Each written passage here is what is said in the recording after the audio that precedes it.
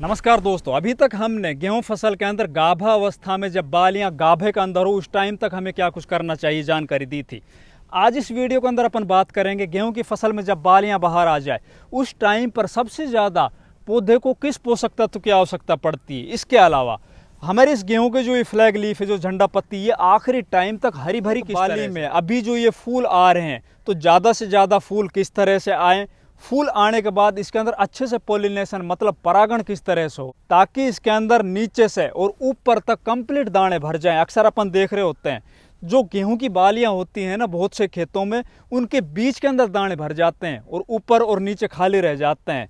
या कई बार अपन देखते हैं कि जो दानों की लंबाई या मोटाई होती है ना, वो बाली के बीच में होती, ऊपर और नीचे दाने हैं वो छोटे रह जाते हैं। तो वो सभी दाने एक समान किस तरह से रहे, उसके लिए अपन को क्या कुछ करना चाहिए।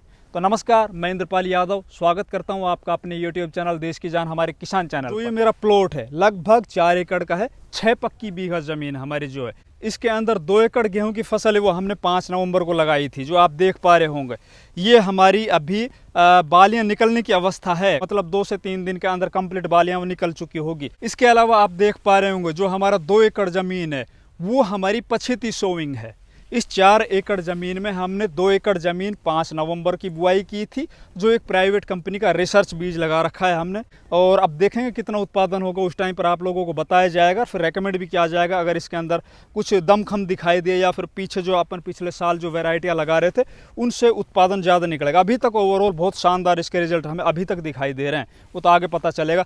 अब उस 2 एकड़ ज़मीन में भी 2 पार्ट है। एक पार्ट के अंदर जो 1 एकड़ ज़मीन है उसमें हमने 2 दिसंबर को बुआई की थी, और उससे अगला जो 1 एकड़ का पार्ट है वो हमने 17 दिसंबर को बिजाई की थी। कंपनी ये दावे कर रही थी कि हमारे बीज को आप चाहे जब लगा लो, कितना ही पछेता लगा लो, उत्पादन हमारा अगिती वैरायटियों के बराबर निकलेगा। तो हमने भी 1 एकड़ के अंदर उसका ट्रायल लिया है, देखते हैं। वैसे नाम तो बहुत बड़ा है बीज के मामले में, पर देखते हैं आगे क्या कुछ होता है, वो आप लोगों को बताया जाएगा। हमारा एक ही उद्देश्य होता है, जिस बीज का बढ़िया उत्पादन हो, जिस पेस्टिसाइड या कोई भी फंजीसाइड है, इंसेक्टिसाइड है, उनके बढ़िया रिजल्ट हो, उन्हीं को अपन रेकमेंड करते हैं। तो दोस्तों अब अपन बात करेंगे इस वीडियो के अंदर, अभी जब हमारी फसल ये अगेती सोविंग जो 5 नवंबर की है, जो अभी बालियां निकाल चुकी है या फिर जिन खेतों के अंदर बालियां अब 2-4 दिन के अंदर निकलने वाली है, तो कुल मिला के गेहूं फसल के अंदर बालियां निकलने के बाद हमें क्या कुछ करना चाहिए। अभी अपन को जो मौसम है उसके ऊपर भी लगातार निगरानी रखनी है। क्या है कि बहुत सी वैरायटियां ऐसी होती है वो बहुत ज़्यादा हाइट ले जाती है, और फिर अगर अपन सिंचाई कर रहे हैं और सिंचाई ऐसे टाइम पर कर दी हमने जब मौसम ख़राब हो या फिर हवाएं चल रही हो, तो आप देखोगे गेहूं की फसल है वो आड़ी गिर जाएगी। आड़ी गिरने के बाद आप लोगों को भी पता है उसका उत्पादन है ना, वो डेफिनेटली 30 से और 50% तक डाउन पड़ जाएगा। इसके अलावा इस टाइम पर बहुत से खेतों में अब एक और कॉमन प्रॉब्लम दिखाई देगी फंगस की। वो किसी साल आ जाती है, किसी साल नहीं आ पाती, जैसे कि येलो रस्ट है, ब्राउन रस्ट है, इस तरह की। तो उसको अपन प्रिवेंटिव में किस तरह से रोक लें। इसके अलावा इस टाइम पर जो ये फ्लैग लीफ है इसकी इंपॉर्टेंस बहुत ज़्यादा बढ़ने वाली है। अगर ये एकदम स्वस्थ हरी भरी होगी आखिरी टाइम तक, उतना ही ज़्यादा ये भोजन बनाएगी, और जितना ज़्यादा ये भोजन बनाएगी उतने ही ज़्यादा ये ऊपर तक बालियों तक पहुंचा पाए। जब हमारी फसल गाभावस्था थी उस टाइम पर NPK 05234 के साथ बोरोन का स्प्रे किया था। इन खेतों के अंदर बोरोन की कमी पाई जाती है, उन खेतों के अंदर चाहे कोई भी फसल हो, पोलिनेशन मतलब परागण अच्छे से नहीं हो पाता, और उनके अंदर जो दाने बनने की प्रक्रिया है या फिर कोई भी फूल से फल बनने की जो प्रक्रिया है ना, वो कम रह जाती है। अगर पौधा इस टाइम पर स्ट्रेस में आ जाता है, वो चाहे पानी की वजह से स्ट्रेस में आओ या फिर प्रतिकूल मौसम की वजह से स्ट्रेस में आओ, तो कहीं ना कहीं आपका उत्पादन कम हो जाएगा। इसके अंदर जो दाने बन रहे हैं वो कहीं ना कहीं छोटे रह जाएंगे। तो इस टाइम पर आपको एक तो ये ध्यान रखना है कि अपने खेतों के अंदर लगातार सिंचाई जारी रखनी है। वो आपके खेत के अनुसार, आपके खेत की मिट्टी के अनुसार वो आपको सिंचाई करनी है। कुछ खेतों में अपन देखते हैं 3 सिंचाई में भी गेहूं की फसल पक जाती है, कुछ खेतों के अंदर है वो 6-7 सिंचाइयों की आवश्यकता पड़ती है। तो वो आप अपनी मिट्टी के अनुसार सिंचाई करते रहें।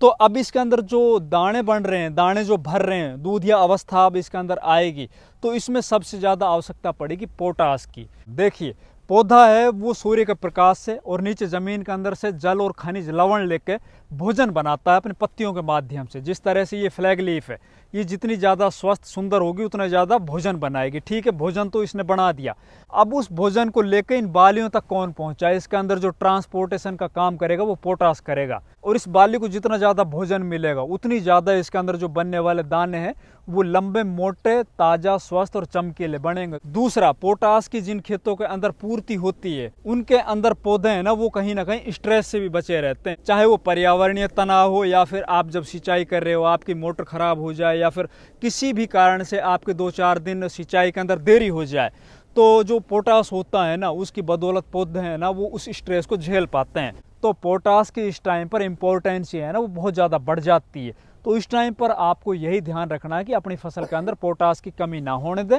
आपको शुरुआत में जब आपने गेहूं की बुआई की थी उस टाइम पर अगर पोटास की आपने बेसल डोज में पूरी मात्रा दे दी थी तो भी ठीक है, अगर उस टाइम पर आप पोटास नहीं दे पाए थे तो भी ठीक है, इस टाइम पर आप पोटास की पूर्ति कर सकते हो स्प्रे के माध्यम। तो पोटास की पूर्ति के लिए अपन को अब स्प्रे करनी है इसके अंदर NPK 0050 की, उसके अंदर 50% पोटास है, उसकी पूर्ति पौधे को हो जाएगी। अगर आपकी फसल इस टाइम पर गाभावस्था में है तो आप इस टाइम पर NPK 0050 की बजाय NPK 05234 विद बोरोन 100 ग्राम पर एकड़ के हिसाब से आप और 1 किलो NPK 05234 इनका घोल बना के 1 एकड़ जमीन में स्प्रे कर दीजिए। इसके अलावा आपको ये लग रहा है कि आपकी फसल में जो ये झंडा पत्ती है वो बीमार है या इसके ऊपर आपको जंग टाइप का दिखाई दे रहा है या फिर इसके अंदर आपको पीला रत्वा की बीमारी दिखाई दे रही है, हाथ लगाते हो आपका हाथ है वो पीला हो जाता है, तो आपकी फसल के ऊपर येलो रस्ट का प्रकोप हो चुका है।